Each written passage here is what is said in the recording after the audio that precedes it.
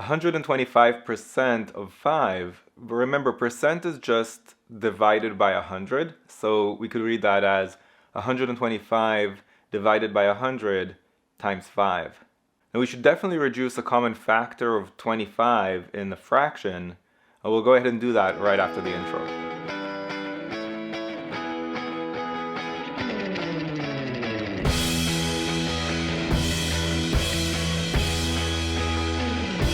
Okay, so we're going to reduce 25 from the top and the bottom. That leaves us with 5 over 4 times 5.